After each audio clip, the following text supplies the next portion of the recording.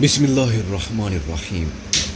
Discover original کے معزز ناظرین، السلام علیکم۔ اب کس نمبر 685 ملاحظہ فرمائیں۔ یار سبب کیا ہوگا؟ وہی چکر ہے پرانا، دل لکتا گیا ہوگا تمہارے ساتھ جک مار کے۔ وہ لونڈیا لے گئی اپنے ساتھ، آخر ہے نا ڈاکو کی بہن۔ چور بھی چوری سے جاتا ہے لیکن ہیرا پھیری سے نہیں جاتا، منظر بولا۔ میں نہیں مان سکتا کہ گل اسے زبردستی اپنے ساتھ لے گئی۔ اگر ان کا ایسا ارادہ ہوتا تو وہ اکرام کو بتا کے بھی جا سکتے تھے۔ اکرام کیا ان کا راستہ روک سکتا تھا؟ اور میں پھر یقین کے ساتھ کہتا ہوں کہ محسن کا دماغ خراب ہو سکتا ہے، مگر اس حد تک نہیں۔ پھر تو شک کی گنجائش ہی باقی نہیں رہتی کہ مرزا غالب اور ان کی شریک وفات جہاں بھی ہیں خیریت سے نہیں ہیں۔ شریک حیات تو سنا تھا، یہ شریک وفات وقار بولا۔ زندگی اور موت کے ساتھی کو اور کیا کہو گے تم؟ شریک حیات تو بیوی اور شوہر ہوتے ہیں، شریک وفات ایسے ہی لوگ ہوتے ہیں جیسے لیلا، مجنوں، شریف، فراد وغیرہ۔ نازوں کو دیکھو، سفر میں ساتھ رہی، ہاسپٹل میں بھی ساتھ لیٹی رہی۔ غالب کا جنازہ اٹھتا، خدا نہ خواستہ تو اس کا بھی اٹھتا۔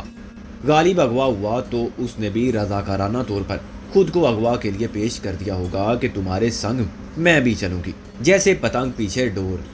خیر سے یہ سب شریک وفات ہی ہیں ابھی تک، رابعہ اور سکندر، گل اور محسن۔ میں نے کہا منظر، یہ بہت سیریس معاملہ ہے۔ تو میں کب نان سیریس ہوں؟ بس یہ ہے کہ میں تمہاری طرح رونی شکل بنا کے آواز میں رکت پیدا کر کے بات نہیں کرتا۔ میدان جنگ سے آ گئے ہو تو کیا، یہاں کے معاملات میں خواہ مخواہ الجھنا ضروری تھا، اور وہ بھی فوراً؟ ارے بھائی کچھ دن سکون اور آرام سے تو گزار لیتے۔ سارے بدو لوٹ کے گھر آئے، سیدھے گھر جاتے، مگر نہیں۔ ایک جوڑا تو جیسے قسم کھا کے آیا تھا کہ پاکستان پہنچتے ہی سنسنی پھیلانا بے حد ضروری ہے۔ ایسے غائب ہوئے جیسے گدھے کے سر سے سینگ، دوسرے گدھے وہ صافی اور صافت کی جان۔ یار منظر، جان بوجھ کے کسی نے کچھ نہیں کیا، جو تقدیر میں لکھا ہوا اسے کون بدل سکتا ہے؟ میں نے کہا تم کوشش ضرور کرتے ہو تقدیر کے ساتھ پنگا لینے کی۔ اب آپ فرمائیں کہ اس وقت کس نے مشورہ دیا تھا کہ چاندنی بیگم اور گولا ٹنڈو والا کو اپنا دیدار کرائیں؟ وہ تمہارا ماموں دلاور پہنچ جاتا نا تو لے جاتا اپنے ساتھ۔ یہ جو مزے مزے کے کھانے کھائے ہیں ابھی، ان کی جگہ آپ کھاتے جوتے۔ قسمت اچھی تھی کہ بچ کے نکل آئے۔ میں نے ہنس کے کہا قسمت اچھی ہونے کا یقین نہ ہوتا تو ہم کچھ بھی نہ کر پاتے، مگر اس کا مطلب یہ نہیں کہ تم ایفل ٹاور سے کود جاؤ اور کہو کہ قسمت اچھی ہے کچھ نہیں ہوگا۔ منظر نے کہا یار کوئی مشورہ بھی دے۔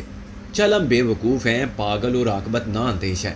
میں نے بگڑ کر کہا مگر اب کچھ تو کرنا ہے نا۔ یہ رابعہ باجی کے گھر پر قبضے والا معاملہ تو میرے سپرد کر دیں، وقار بولا۔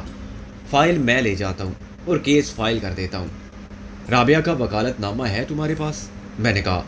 وقار مسکرایا، میں بنا لوں گا، رابعہ باجی کے دستخط کر سکتا ہوں میں۔ میں نے حیرانی سے کہا کیا تم یہ بھی کرتے رہے ہو، اس کی غیر موجودگی میں اس کے دستخط؟ میں کم عمر ضرور مگر کم عقل نہیں ہوں اتنا۔ عدالتی معاملات میں ایسی جال سازی کرتا تو ان کا سارا کام کیسے سنبھالتا، خود اندر ہو جاتا۔ دستخط دیکھے ہیں میں نے فائلوں میں، کاپی کر لوں گا جب تک کوئی چیلنج نہ کرے۔ اصل اور نقل کا فرق کوئی نہیں دیکھتا، لیکن برخوردار رابعہ بقلم خود یہاں موجود ہے۔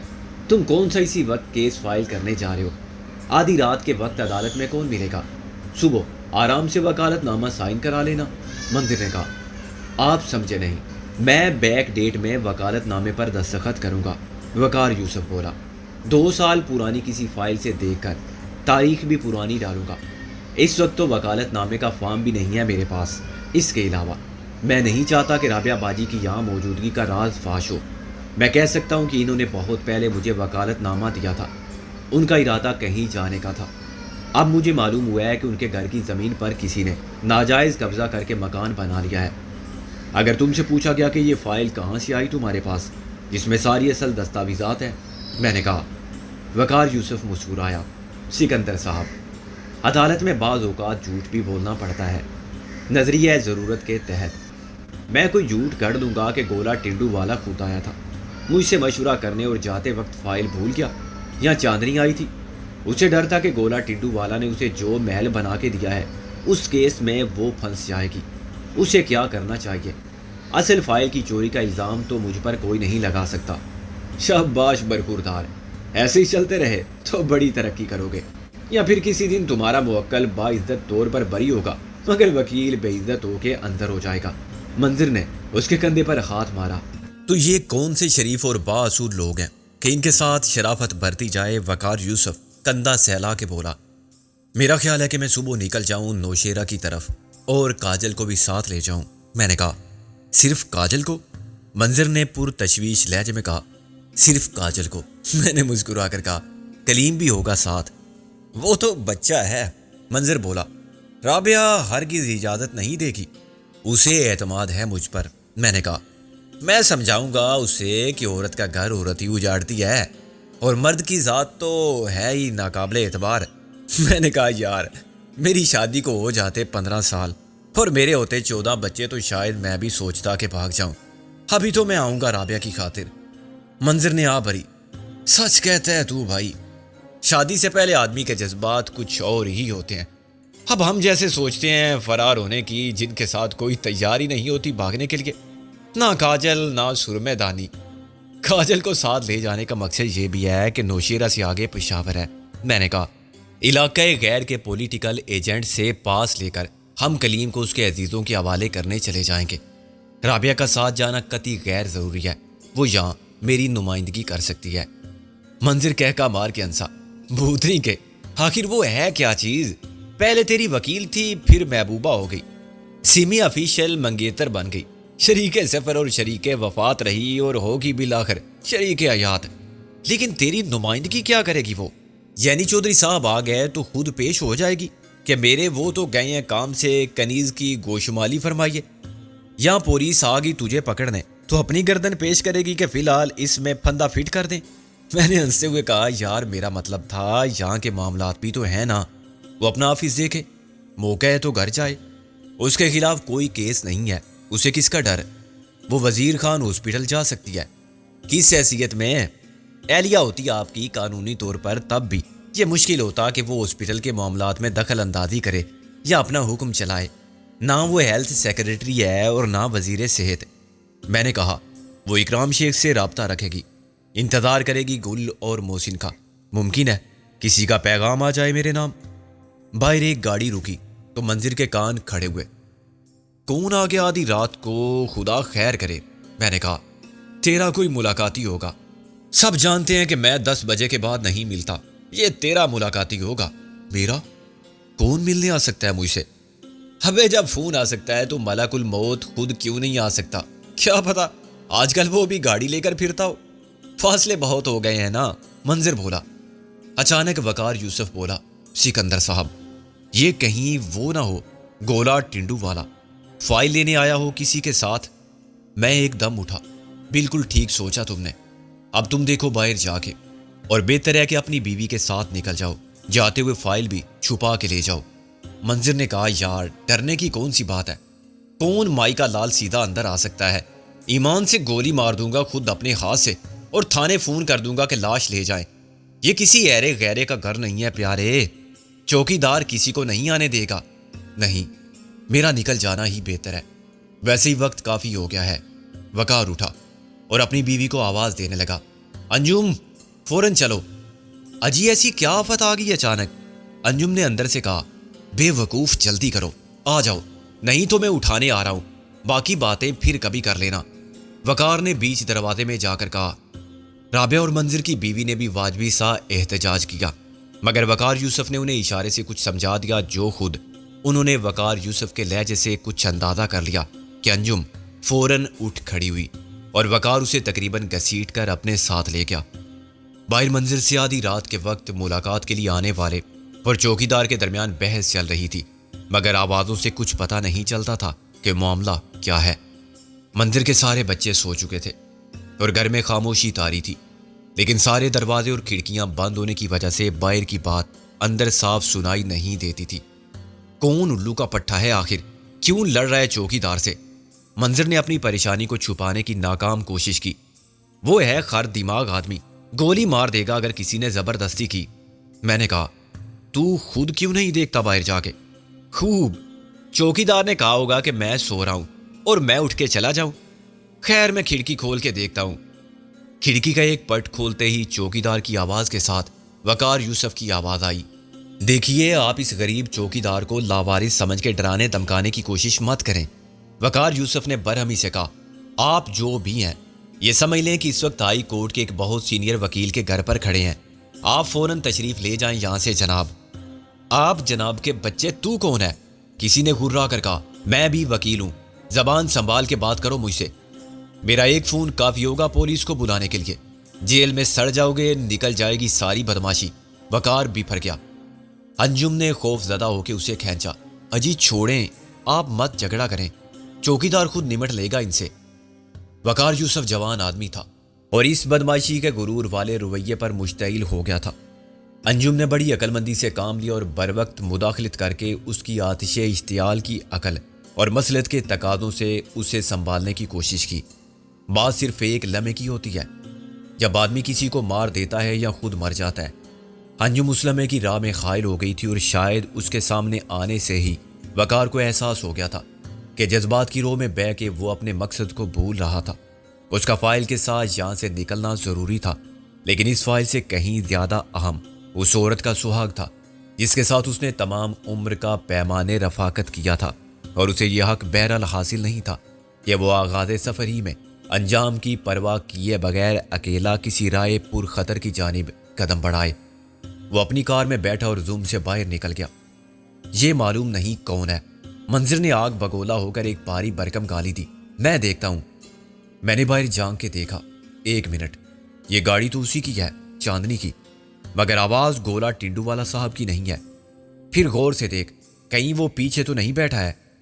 پیچھے ہاں کوئی ہے تو صحیح، چاندنی ہے یار، بالکل وہی ہے، بس لباس بدل کے آئی ہے۔ میں نے کہا، مجھے پہلے ہی سوچ لینا چاہیے تھا کہ وہ یہاں آئے گی، تو نے میرا نام جو استعمال کیا تھا۔ منظر نے سر پر ہاتھ مارا، یہ اس کا ڈرائیور کم باڈی گارڈ کم سیکرٹری کم خصم ثانی ہوگا، آنے دے اس کو۔ رابعہ کا اور اپنی بیوی کا خیال کیے بغیر اس نے ایک فحش بات کی، وہ ہمارے پیچھے آ کھڑی ہوئی تھی۔ رابعہ کو منظر کی بیوی سے زیادہ پریشان دیکھ کر مجھے حیرانی ہوئی۔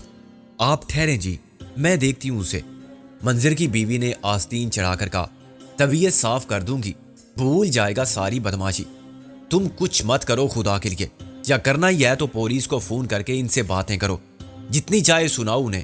منظر بولا، رابعہ تم بھی اندر جاؤ اور انہیں بھی لے جاؤ اپنے سکندر اعظم کو، ورنہ میرے گھر میں مار دھاڑ شروع ہو گئی تو سارا محلہ جاگ اٹھے گا۔ 14 بچوں کی چیخ و پکار سے میں انہیں ٹالنے کی کوشش کرتا ہوں۔ منظر باہر گیا اور چند منٹ کے بعد چاندنی کے ساتھ لوٹا تو اس کے ساتھ کوئی مرد نہ تھا۔ اسے غالباً چوکیدار نے باہر ہی روک لیا تھا، جسے منظر نے چاندنی کے ڈرائیور، سیکرٹری، باڈی گارڈ اور خصم ثانی کے خطاب سے نوازا تھا۔ میں نے چاندنی کے بڑے سکون اور اعتماد کے ساتھ اندر آنے کا منظر ساتھ والے کمرے کے دروازے کی اور سے دیکھا۔ منظر کا چہرہ غصے سے لال ببوکا ہو رہا تھا۔ دیکھیے خاتون، اس وقت یہ معمول شخص مارا جاتا میرے چوکیدار کی بندوق کی گولی سے، مگر خوش قسمتی سے آپ اس کے ساتھ تھیں۔ میرا ایک فون کافی ہے اس کو اندر کروانے کے لیے، صبح اس کی کھال کے جوتے پولیس خود پیش کرتی۔ چاندنی صوفے پر بیٹھ گئی۔ آخر ہم کتنی بار معافی مانگے؟ منظر بھی صوفے پر بیٹھ گیا۔ چلیے پھر معاف کیا، مگر آپ جیسی خاتون کو ایسے بدماشوں کے ساتھ تو نہیں پھرنا چاہیے، اور اگر آپ نے اپنی حفاظت کے لیے رکھا ہے کسی بدماش کو تو اسے یہ سمجھا دیں کہ جب وہ شرفاء کے گھر جائے تو شرافت کی وردی پہن لے۔ جی ہم سمجھا دیں گے، ابھی تو ہم خود کچھ سمجھنے کے لیے آئے ہیں۔ چاندنی نے بالوں کو پیچھے جھٹکا اور ایک گہری سانس لے کر منظر کو نشیلی نظروں سے دیکھا۔ آپ نے کہا کہ آپ عبد الودود منظر ایڈوکیٹ ہیں؟ جی، اور بھی سب لوگ یہی کہتے ہیں، میری بیوی نہیں کہتی اور بچے ابا کہتے ہیں، باقی ساری دنیا مجھے اسی نام سے جانتی ہے، ہائی کورٹ بار ایسوسی ایشن سے لے کر چیف جسٹس تک۔ ہمارا تو دماغ خراب ہو جائے گا۔ چاندنی نے بڑی نزاکت سے اپنا ہاتھ پیشانی پر رکھا۔ آپ منظر صاحب ہیں تو پھر وہ کون تھا؟ وہ کون جس نے آپ کا نام استعمال کیا اور ہمارے گھر آ کے بڑی دیدہ دلیری سے بیٹھا رہا اپنی سیکرٹری کے ساتھ؟ اب تو ہمیں شبہ ہے کہ وہ عرافہ بھی اس کی سیکرٹری نہیں ہوگی۔ دروازے کے قریب میرے ساتھ کھڑی ہوئی رابعہ مسکرائی، مگر منظر کی بیوی نے چاندنی کو 101 گالیوں اور کوسنوں سے نوازا جو صرف میں نے سنے، کیونکہ اس کے اونٹ میرے بائیں کان سے صرف 2 انچ کے فاصلے پر تھے۔ اور وہ آہستہ بولنے پر مجبور تھی. بولے بغیر وہ رہ نہیں سکتی تھی. میں سمجھا نہیں آپ کس کی بات کر رہی ہیں, اور کیا یہ ایسی بات نہ تھی جو صبح نہیں کی جا سکتی تھی؟ منظر نے کہا, فرض کیجئے کوئی الو کا پٹھا آپ کے پاس گیا اور آپ سے کہا کہ میں عبد الودود منظر ہوں اور یہ میری سیکریٹری ہے, تو اس سے کون سی قیامت آ گئی؟ کیا نقصان ہو گیا ایسا کہ آپ ایک بدماش کے ساتھ دوڑی چلی آئیں وقت دیکھے بغیر؟ نقصان تو ہوا ہے ہمارا, اور معلوم نہیں اور کتنا ہوگا, لیکن ہم اس لیے چلے آئے کہ شاید آپ کچھ بتا سکیں کہ وہ کون تھا اور ایسا کیوں کیا تھا اس نے. وہ ہم سے ایک فائل بھی لے گیا جس میں ہمارے جائیداد کے اصلی کاغذات تھے اور کچھ خاص اہمیت کی دستاویزات تھی. ان کا غلط استعمال کر کے وہ ہمیں بلیک میل کر سکتا ہے. دیکھیے میری صورت پر غور فرمائیے, وہ 420 میں تو نہیں تھا نا؟ منظر بولا, جی قطعی نہیں, آپ ہرگز نہیں تھے. بس تو پھر آپ اپنی اسٹوری جا کے پولیس کو سنائیے, انہیں تفصیل سے بتائیے کہ آپ کے ساتھ کیا واردات ہو گئی ہے. میں اب سونا چاہتا ہوں. منظر نے خاصی حوصلہ شکن بد اخلاقی سے کہا. چاندنی کو مایوسی ہوئی کہ اس کے جالی دار کالے لباس سے چمکتے بدن کی چاندنی اور ادا کی مستی ہوئی شباب کا انداز بے حجابی بار بار ڈھلک کر جسم کے قاتل خطوط کی دعوت دید دینے والے آنچل کی شوخی اور کافر بدن کے متلاطم نشیب و فراز کی جادوگری نے کچھ کام نہ کیا, اور منظر کے جذبات کی سرد موری کم نہ ہوئی. ہم ایک بات پوچھیں وکیل صاحب؟ جلدی سے پوچھ لیں. منظر نے گھڑی کی طرف دیکھا. اب ویسی بھی کیا چلتی, آپ اٹھ ہی گئے ہیں تو تھوڑے سے اخلاق اور آداب میزبانی کا خیال رکھنے میں کیا حرج ہے؟ آپ پڑھے لکھے آدمی ہیں, اپنے گھر آنے والوں کے ساتھ ایسے پیش نہیں آتے ہوں گے. مس چاندنی, میرے گھر آنے والے اپنے ساتھ کسی بدماش کو نہیں لاتے. منظر بگڑ گیا. آدھی رات کو بھی آتے ہیں تو یوں زبردستی گھر میں نہیں گھستے. آپ عورت ہیں اس لیے میں نے اندر بٹھا لیا, مگر آپ میری مہمان ہرگز نہیں ہیں. میں کیوں خیال رکھوں آداب میزبانی کا؟ آپ خیال رکھیں کہ مجھے صبح کورٹ بھی جانا ہے. اپنی تذلیل کے احساس سے چاندنی کا چہرہ زرد پڑ گیا. اسے اپنے حسن کی قوت تسخیر پر اتنا غرور تھا کہ وہ کسی بھی مرد پر اپنے حسن و شباب کا سارا اسلحہ آزما کے خار جانے کا سوچ بھی نہیں سکتی تھی. آپ ہماری توہین کر رہے ہیں منظر صاحب, بار بار ہمارے شوفر کو بدماش کہہ کے. ہم آپ سے یہ پوچھنے کا حق رکھتے ہیں کہ آخر کس نے آپ کا نام کیوں استعمال کیا ہمیں دھوکہ دینے کے لیے؟ ہم تو سمجھتے ہیں کہ یہ سازش تھی. کہیں آپ بھی اس میں شریک تو نہیں تھے؟ ذرا اپنی ساکھ کا بھی خیال کیجیے. ہم کہہ سکتے ہیں کہ وہ کوئی اور نہیں تھا, آپ خود تھے. Shut up and get out. منظر نے داڑ کر کہا, جاؤ جو بھونکنا ہے باہر جا کے بھونکو. میرے گھر کی حدود سے نکل جاؤ اور سڑک پر چلاؤ. پولیس کو مت بلانا, پولیس آتی ہی ہوگی. تمہیں اندر بلانے سے پہلے میں نے فون کر دیا تھا. اچھا جی. چاندنی تلخی سے مسکرائی. پھر تو ہم پولیس کے ساتھ ہی جائیں گے. ایسے نہیں, جو کرنا ہے کر لو. اب میرے کان میں بول بول کے چاندنی کی 7 پشتوں کو خراب کرنے والی منظر کی بیوی کو فون کرنے کا خیال آیا. منظر نے اسے کہا تھا کہ سب پولیس کو بتا دینا. وہ فون کرنے دوڑی اور چند سیکنڈ بعد بدحواس واپس آئی. وہ فون تو ڈیڈ ہے, اب کیا کروں؟ ہائے میرے اللہ, یہ کیسی آفت نازل ہو گئی ہے آدھی رات کے وقت. یہ چڑیل منحوس شکل والی ڈائن تو دھرنا دے کے بیٹھ گئی ہے. نازو ہوتی تو اٹھا کے کھڑکی سے پھینک دیتی. سکندر تم ہی کچھ کرو, نکالو اس بلا کو گھر سے. میں نے کہا بھابھی کسی جوان اور خوبصورت عورت کو میں ہاتھ لگاؤں؟ توبہ توبہ, اٹھا کے باہر پھینکنے کا تو سوال ہی نہیں. میرے ہاتھ پاؤں پھول جاتے ہیں. رابعہ نے مجھے غور کر دیکھا. فون ڈیڈ ہے یا ڈیڈ کر دیا گیا ہے؟ ڈیڈ کر دیا گیا ہے. فون کا مرڈر. میں نے کہا اچھا آئیڈیا ہے, میری سمجھ میں بھی آتی ہے بات. انہوں نے اندر آنے سے پہلے لائن کاٹ دی ہوگی. اس کا مطلب یہ بھی لیا جا سکتا ہے کہ مس چاندنی اور ان کے جسم کا رکھوالا خصم ثانی اچھی نیت لے کر نہیں آئے تھے. مشتعل مگر بے بس منظر کے لیے چاندنی ایک چیلنج بن گئی. ہنگامہ میں بھی نہیں چاہتا تھا, لیکن چاندنی کے تیور بتاتے تھے کہ وہ آسانی سے واپس جانے کے لیے نہیں آئی ہے. آپ زبردستی ہمیں نہیں نکال سکتے حضور, ہم تو بڑے ڈھیٹ مہمان ہیں. چاندنی بولی, بلکہ اب تو آپ ہمیں بھی میزبان مان لیں. کیا مطلب ہے اس فضول بات کا؟ مطلب یہ ہے کہ خاطر تواضع ہم کریں گے آپ کی, ایسی کہ آپ یاد رکھیں گے. چاندنی نے اسے بڑی بے شرمی سے آنکھ ماری. منظر کی پوچھ میری طرف تھی, مگر میرا خیال ہے اس بے حیائی پر اس کا چہرہ سرخ ہو گیا ہوگا. ابھی جواب میں اس نے کچھ کہا نہیں تھا کہ صورتحال میں ایک غیر متوقع تبدیلی آئی۔ باہر سے چوکیدار چلانے لگا، سالہ رستم کا بچہ کدھر جاتا ہے؟ اوئے ہٹ میرے راستے سے مصیبت، کسی نے گالی دے کر کہا۔ اس کے ساتھ ہی چوکیدار بربلایا۔ منظر نے بپر کے کہا، یہ کیا ہو رہا ہے؟ میرے چوکیدار کو کچھ ہوا تو کوئی بچ کے نہیں جائے گا، ذرا پولیس آ جائے۔ چاندنی مسکرائی، حجی کیا بات کرتے ہیں آپ وکیل صاحب، بھلا یہ پولیس والے بھی کسی کے ہوتے ہیں؟ یہ تو بس پیسے کی طرف دوڑتے ہیں، اتنا بھروسہ تو کتے پر بھی نہیں کرنا چاہیے، بڑا وفادار مشہور ہے مگر ہے تو جانور نا، ہڈی ڈال دو تو چپ۔ پولیس کا انتظار چھوڑیں، ان کا تو باپ بھی آئے گا، باپ آ کے کیا کرے گا بھلا؟ چاندنی نے معصوم بن کر کہا، آپ کی جگہ یہاں آپ کے والد صاحب ملتے تو ہم کیا کہتے ان سے؟ ساری شوخی بھول جاؤ گی تم چاندنی بیگم، تم نے کتنی بڑی حماقت کی ہے، یہاں آ کے سب سمجھا دے گی پولیس۔ ہم ویسے ہی سمجھتے ہیں جی، پولیس کی دھمکی مت دیں بار بار، ہمیں تو یہ بھی معلوم ہے کہ وہ کون تھا جس نے ہمارے گھر میں آپ کے نام کا سکہ چلایا، وہ سکندر بخت تھا نا، اسے کہاں چھپا رکھا ہے آپ نے؟ وہ یہاں نہیں ہے، تم سے کس نے کہہ دیا؟ بس مشکل سے 1 منٹ کا فرق پڑ گیا وکیل صاحب، ورنہ اس کی بھی ملاقات ہو جاتی چودھری صاحب سے، اس کے ساتھ جو خرافہ سیکرٹری بن کے آئی تھی اسے بھی معلوم ہو جاتا۔ تم شرافت سے جاؤ گی یا جوتے کھا کے؟ منظر چیخ کے بولا۔ کوشش کر کے دیکھیں، ہم بھی یوں جانے کے لیے نہیں آئے ہیں منظر صاحب۔ وہ منظر کے مقابل کھڑی ہو گئی۔ ہم جائیں گے تو فائل اپنے ساتھ لے کر آپ دے دیں تو مہربانی، ورنہ سکندر اعظم سامنے آ جائیں جو بزدلوں کی طرح اندر منہ چھپائے بیٹھے ہیں۔ ہم نے تو سنا تھا بڑے ترم خان ہیں وہ۔ اب میرے لیے خاموش کھڑے رہنا مشکل ہو گیا۔ میں دروازے سے نکل کر چاندنی کے سامنے جا کھڑا ہوا۔ آپ نے غلط سنا تھا مس چاندنی، میں بہت شریف اور بزدل آدمی ہوں۔ آپ کی فائل میں دھوکے سے لایا تھا، مگر آپ کی نظروں کے سامنے وہ دونوں میاں بیوی اس فائل کو اپنے ساتھ لے گئے جو آپ کو باہر ملے تھے۔ یہ جھوٹ ہے، یہ سچ ہے خاتون، لیکن جھوٹ بھی ہوتا تو کیا فرق پڑتا؟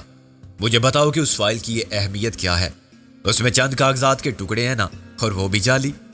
اس سے تمہیں کسی قسم کا حق ملکیت حاصل نہیں ہو سکتا۔ تمہاری اصل جگہ ہے ہیرا منڈی، وہیں لوٹ جاؤ صبح ہونے سے پہلے۔ چاندنی نے چیخ کے آواز دی، رستم! مشین گن کے ساتھ رستم اندر آ گیا۔ وہ 6 فٹ قد کا قدرے فربا شخص تھا جس نے اپنے کثرتی بدن کو نمایاں کرنے کے لیے بغیر آستین والی چمڑے کی جیکٹ پہن رکھی تھی۔ اس پر پیتل کے بٹن تھے، چنانچہ وہ زرہ بختر میں ملبوس لگتا تھا۔ اس کی چست پتلون پر لانگ بوٹ گھٹنوں تک آ گئے تھے اور اس کی کمر پر 6 انچ چوڑی فولادی بکر والی بیلٹ تھی جس پر ایک کھوپڑی بنی ہوئی تھی۔ منظر نے آج تک ہماری جنگ عدالت میں لڑی تھی، ایسا پہلی بار ہوا تھا کہ ہم اس کے گھر میں تھے اور گھر میدان جنگ بن گیا تھا۔ منظر نے چیخ کر کہا، کون ہے یہ رستم کی اولاد؟ میں نے اس کے کندھے پر ہاتھ رکھا، اس سے مجھے نمٹنے دے منظر، یہ رستم ہے تو میں اس کا باپ ہوں، ابھی معلوم ہو جائے گا اسے کہ بدماشی ہم بھی جانتے ہیں۔ منظر نے غصے سے کہا، یہ حرکت تمہیں بہت مہنگی پڑے گی چاندنی، قانون کے سامنے کسی رستم کی بدماشی نہیں چلتی۔ اس حرام زادے کو یہ بات سمجھا دو کہ میرے چوکیدار کو کچھ ہوا تو میں اسے خود پھانسی پر لٹکا دوں گا۔ تمہارے چوکیدار کو نیند آ گئی ہے، رستم مزی کا اڑانے والے انداز میں بولا، بڑا حرام خور ہے، اس کی جگہ تم مجھے رکھ لو۔ منظر نے چلا کے اپنی بیوی سے کہا، پولیس کو فون کیا تم نے؟ وہ دروازے کی اوٹ سے نکل آئی۔ میں لگا رکھی ہے، ابھی تک باتیں سننے میں لگی ہوئی تھی بکری کی اولاد۔ منظر بگڑ گیا، میں خود بات کرتا ہوں آئی جی سے۔ نہ کوئی آئی جی نہ گئی جی، رستم ہنسا۔ انہوں نے غالباً ٹیلی فون کے تار کاٹ دیے تھے یہاں آنے سے پہلے۔ میں نے منظر کو سمجھایا فون ڈیڈ تھا، ساتھ ہی ادھر ڈاکٹر صاحب رہتے ہیں، ساتھ والی کوٹھی میں وہاں نہیں جا سکتی تھی یہ؟ منظر بیوی پر چلانے لگا، میں اکیلی جاتی؟ منظر کی بیوی نے منمنا کے کہا، ہائے ہائے زمانہ اتنا خراب ہے، جوان جان لڑکی اکیلی کیسے جاتی آدھی رات کو؟ مرد ذات کی نیت کا کیا بھروسہ؟ رستم بڑی ایکٹنگ کے ساتھ بولا اور کہکا مار کے ہنسا۔ منظر کو میں نے کبھی مشتعل نہیں دیکھا تھا، وہ ایسا آدمی تھا جو کسی کی بات کا برا نہیں مانتا تھا اور زندگی کے سنگین ترین بحران سے ہنس کے گزر جاتا تھا۔ ہنسی علاج غم، وہ اس کی عملی تفسیر تھا۔ وہ روتوں کو ہنسا سکتا تھا مگر یہ صورتحال مختلف تھی۔ وہ پاگل ہو کے رستم کی طرف لپکا مگر میں نے اسے زبردستی روک لیا۔ اس کے منہ سے غلیظ گالیوں کا فوارہ سا ابلا۔ پس منظر میں اس کی بیوی کی زنانہ گالی گلوچ اور تانوں کوسنوں کا شور اٹھا۔ بے حیا فاحشہ، کالا منہ ہو تیرا، چاندنی نام رکھ لیا اپنا منحوس شکل والی ارافہ۔ تیرا یہ خصم کتنا بڑا رستم ہے، ذرا اس سے کہہ کہ بندوق رکھ کے بات کرے، ہڈیوں کا سرما نہ کر دے سکندر تو۔ میں نے کہا بابی آپ جائیں اندر، یہ لاتوں کے بھوت ہیں، باتوں کا اثر نہیں ہوتا ان پر۔